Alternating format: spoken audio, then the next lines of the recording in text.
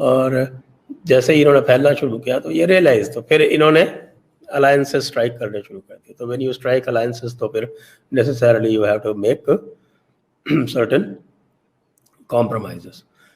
तो उसका एक बड़ा इफेक्टिव जो मेथड था वो अकबर ने वर्कआउट किया, क्योंकि I think he got tired. उन्होंने कहा कि ये सब ऐसे तो कैसे चलेगा। तो फिर जो बेसिक चीज़ें जो थी उस पर उसने कॉम्प्रोमाइज़ किया एंड ही रिकग्नाइज्ड कि जो हिंदूज हैं उनको एक जीने का अधिकार है, ये उसने रिकग्नाइज दिया और उनको राइट्स दिए, जो ह्यूमन राइट्स बेसिक होते हैं वो उसने ग्रांट किया।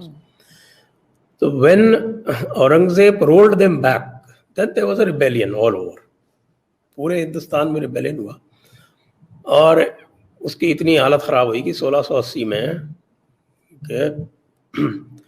1658 में वो आता है थ्रोन पे। फिर उसके बाद फिर शिवाजी ने उसको इतना परेशान किया कि वो हैरान हो गया बुरी तरह से और पूरा का पूरा डेक्कन जो था उसके हाथ से चला गया लगभग। फिर महाराज शिवाजी जो है उनकी डेथ हो जाती 1680 में। तो 1680 में इसको लगता है कि ये अच्छा वक्त है, हम पूरे हिंदुस्तान पर काबू कर लेते हैं। And he was a zealot, he was actuated by the Islamic zealotry। तो वो इसको जो है वाकई हम जिसको कह सकते हैं कि दारुल इस्लाम पूरी तरह से बनाना चाहता था। तो वो खुद डेक्कन चला गया और डेक्कन में वो 27 साल तक रहा, वहीं मरा। और वो 27 ईयर वॉर में मराठों ने इस्लामी राज्य का अंत कर दिया भारत से। 1707 when Aurangzeb died, the Mughal supremacy was practically over। वो तो उसके रहते ही वही खत्म हो गई थी। 1700 के आसपास ही ये हाल हो गया था उसका कि महारानी ताराबाई थी, छत्रपति संभाजी के जो छोटे भाई थे राजा राम, उनकी जो पत्नी थी ताराबाई। तो उस महिला ने ही, उस लेडी ने ही औरंगजेब को छका छका के, और एक तरह से he died a broken man defeated by actually a lady. तो इसीलिए कई बार हम लोग मजाक करते हैं ना कि वली को तो ताराबाई ने हरा दिया, तो अब इनको तुम क्या वली वली करते घूमते हो। तो 1715 तक तो ये पूरी तरह से ख़त्म हो चुके थे। मतलब इनकी जो extent of their empire had started shrinking. और उसके बाद फिर जब बाजीराव पेशवा वगैरह आते हैं और करते हैं तो इनको टोटली फिनिश कर देते हैं।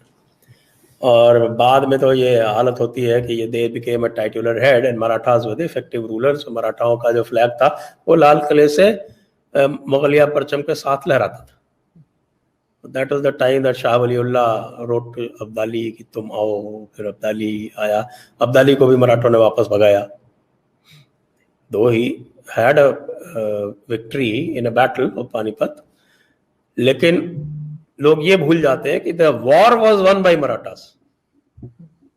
Panipat was a battle, an important battle in that war, but that war was won by Marathas because Abdali was chased away। और they captured Delhi and all the surrounding areas all over again। और बाकी का जो हिस्सा था वो फिर वो सिखों ने कब्जा कर लिया, who had some kind of a pact with the Marathas।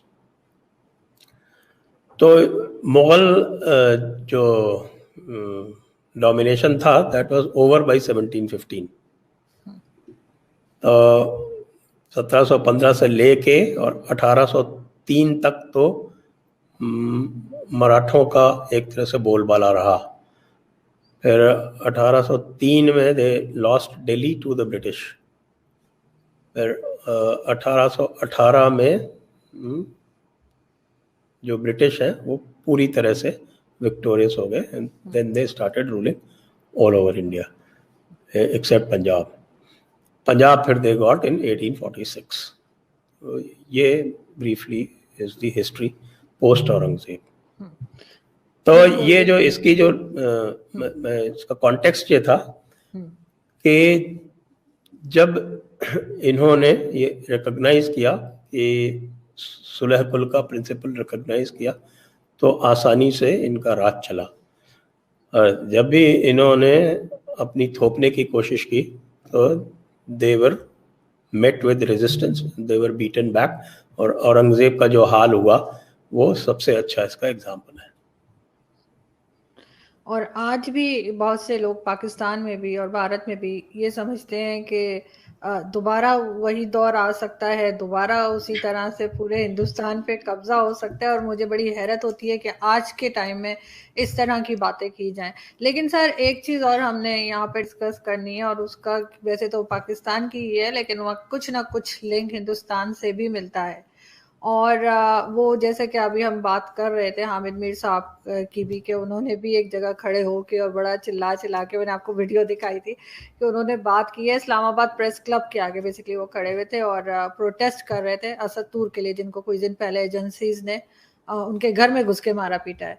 तो जनरल रानी उनका लिंक कुछ ना कुछ अब आज भी भारत के साथ है, क्योंकि उनकी बेटी जो है वो आपके पंजाब में अक्सर उनका आना जाना रहता है। किस तरह देखते हैं सर आप इस सब चीज को?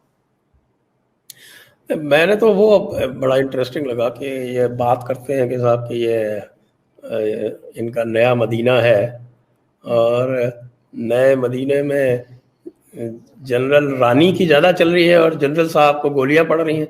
ये तो साहब ये पुराने मदीने में तो नहीं हुआ करता था, तो ये नए मदीने में ऐसा कैसे हो रहा है? यहाँ सर तो गोली जनरल रानी ने नहीं मारी है, उनकी मिसेज ने मारी है जनरल रानी की वजह से। अच्छा।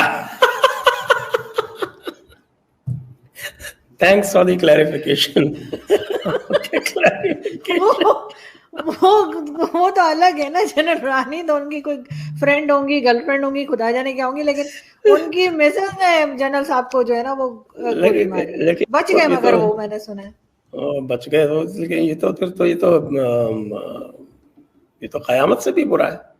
ये बताइए कि जब है, हमारे मौलाना तो कहते हैं कि सब जनरल को अपनी बीवी को मारने का हक है, यहाँ बीवियां गोली चला रही हैं जनरल के ऊपर। फिर जनरल जो है ये कौम की हिफाजत क्या करेगा? ये तो घर के अंदर बेचारे अपनी हिफाजत नहीं कर पा घर रहे, के अंदर अपनी हिफाजत नहीं कर पा रहे हैं, कैसे होगा? इमरान खान साहब को भी सोचना पड़ेगा। तो बुशरा बीबी कल के उनको मारने लगी तो कैसे होगा काम? नहीं बिल्कुल सही।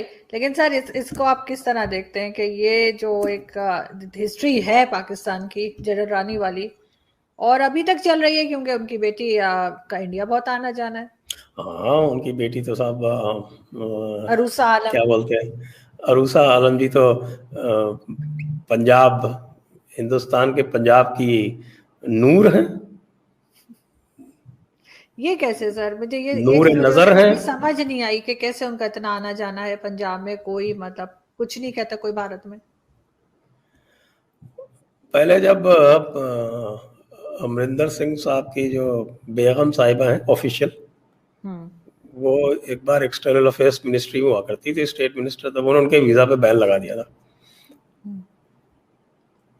लेकिन अभी तो उनको वीजा मिलता रहता है। मुझे लगता है ये भी पॉलिटिक्स है, बीजेपी वाले भी इसके जरिए जो है वो अमरिंदर साहब को कंट्रोल किए रहते हैं कि वीजा चाहिए कि नहीं चाहिए। जनरल रानी के लिए जनरल रानी के लिए वीजा चाहिए, तो जैसा हम कहते हैं वैसे करते रहो तो वीजा मिलता रहेगा, नहीं तो नहीं मिलेगा। कुछ इस तरह का है। जो ओरिजिनल जो थी सर उनकी हिस्ट्री कुछ आपको मालूम है? जो ओरिजिनली जो उनकी मदर यानी जो थी, कुछ सुना है आप और बताइए, अच्छा लगेगा दर्शकों को भी। नहीं सर आप बताइए, आप सीनियर, आप बताइए कि आपको क्या लगता है कि इस तरह के स्कैंडल्स हमारी आर्मी हमें के तो ये और पता चला है वो जनरल रानी जो थी वो गवर्नमेंट के याहिया खान साहब की नूर नजर थी, और उनके कहने से ही सब कुछ चलता था। और क्या उनके तो खैर और भी थी, जनरल रानी भी थी, नूरजहां साहिबा भी थी, बहुत सारे हमने किस्से सुने, वो तो आप बताएंगे। वीडियो आपको काफ़ी पसंद आई होगी। हमारे साथ जुड़ने के लिए चैनल को सब्सक्राइब कर दें एंड बेल का बटन ज़रूर प्रेस कर दें, ताकि आपको ऐसी मज़ेदार और इन्फॉर्मेटिव वीडियोज़ का अपडेट मिलता रहे।